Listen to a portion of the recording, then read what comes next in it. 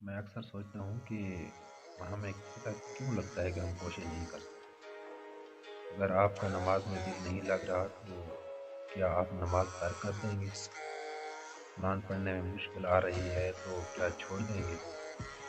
गुनाह नहीं छोड़े जा रहे तो क्या नेकियां कर रहे हैं वो भी छोड़ देंगे? नूर नहीं आया चेहरे पर तो पर्दे का क्या फ़ायदा, वो भी छोड़ देंगे।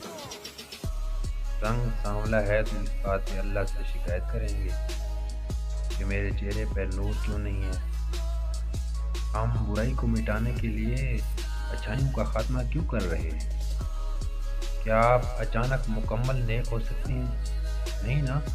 क्या आप पांचवी मंजिल बगैर कदम बढ़ाए चढ़ सकते हैं?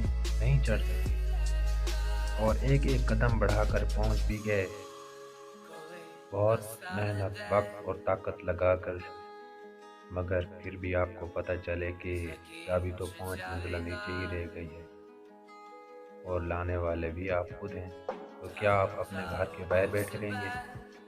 अगर बैठ भी गए तो कब तक बैठे रहेंगे? एक ना एक दिन आपने खुद ही नीचे उतर कर उस चाबी को लाना है। तो आप एक दफ़ा में कुछ नहीं कर सकते। आपकी आजमाइश हर बार नई तरह की होगी।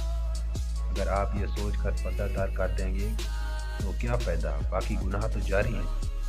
तो देखें, आपका एक अच्छा अमल आपकी बुराई का खात्मा कर सकता है। कदम बढ़ाएं, क्या पता पर्दे के बाद आपसे वो गुनाह हो जाए जो पर्दे से पहले ना हो। तो क्या पर्दा छोड़ देंगे आप? लड़ेंगे नहीं नफ्स से, शैतान से नहीं, आप लड़ेंगे। हार नहीं माने। थक गए हैं तो छोटे छोटे कदम बढ़ाएं। गिर गए हैं तो फिर से खड़े हो जाएं। आयत करें और अज़म करें। बुराई नहीं छूट रही तो नेकी को ना छोड़ें।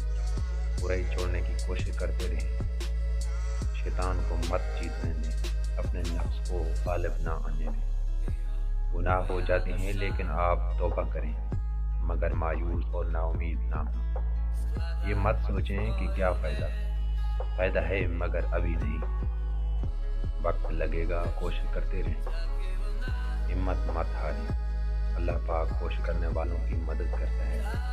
आप एक बात पर डटते हैं तो पीछे ना हटें। अल्लाह आपको एक दिन वो मकाम देगा कि आप गुनाह छोड़ने पर मजबूर हो जाएंगे। आप गुनाहों से बचने की कोशिश करेंगे। खैर के काम करते रहें, थोड़े थोड़े करके करें। हार मत मानें।